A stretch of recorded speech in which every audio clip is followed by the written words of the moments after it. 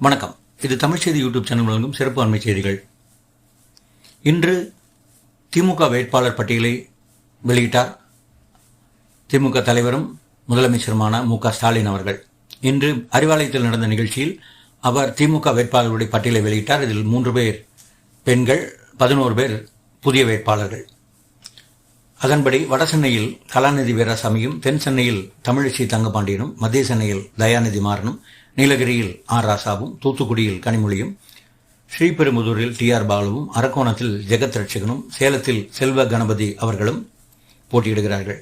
மேலும் புதிய வேட்பாளர்களாக காஞ்சிபுரத்தில் செல்வமும், தென்காசியில் ராணி ஸ்ரீகுமாரும், கள்ளக்குறிச்சியில் கே. மலையரசனும் மற்றும் திருவண்ணாமலையில் சி.என். அண்ணாதுரையும், தருமபுரியில் ஆ. மணியும், கோவையில் கணபதி ராஜ்குமாரும், தஞ்சையில் ச. முரசொலியும், ஆரணியில் எம்.எஸ். தரணிவேந்தனும், தேனியில் தங்க தமிழ்ச்செல்வனும், ஈரோடு தொகுதியில் கே.ஏ. பிரகாஷும், பொள்ளாச்சியில் கே. ஈஸ்வரசாமியும், பெரம்பலூரில் அருண் போட்டியிடுகிறார்கள்.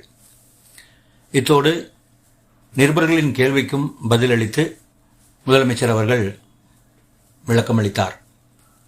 திமுக தன்னுடைய தேர்தல் அறிக்கையையும் இதில் வெளியிட்டிருக்கிறது.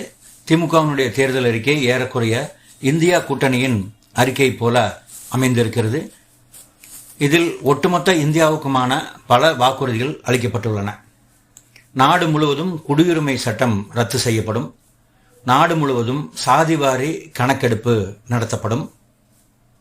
மேலும் உழவர்களுக்கு ஆதரவு விலை நிர்ணயம் செய்யப்படும். மாணவர்களுக்கு 4 லட்சம் வரை வட்டியில்லாத கல்விக்கடன் கொடுக்கப்படும்.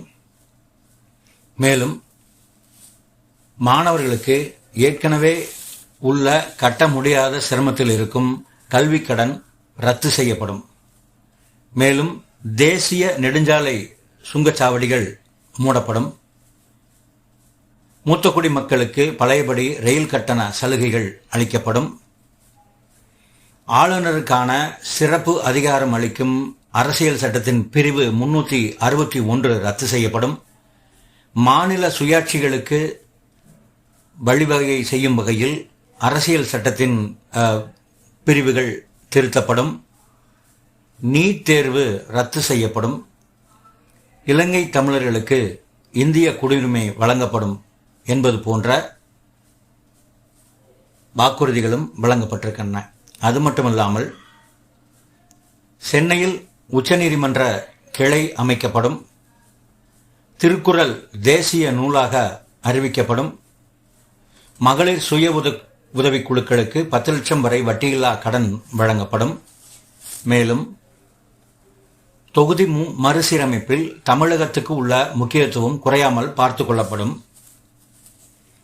மேலும் எரிவாயு சிலிண்டர் விலை 500ஆக இருக்கும்படியும், பெட்ரோலின் விலை 75ஆக இருக்கும்படியும், டீசலின் விலை 65ஆக இருக்கும்படியும் திருத்தங்கள் மேற்கொள்ளப்பட்டு விலைகள் குறைக்கப்படும் என்று பல வாக்குறுதிகளை திமுகவினுடைய தேர்தல் வாக்குறுதியாக அறிவித்திருக்கிறார் தமிழக முதல்வரும் திமுக தலைவருமான மு.க.ஸ்டாலின் அவர்கள்.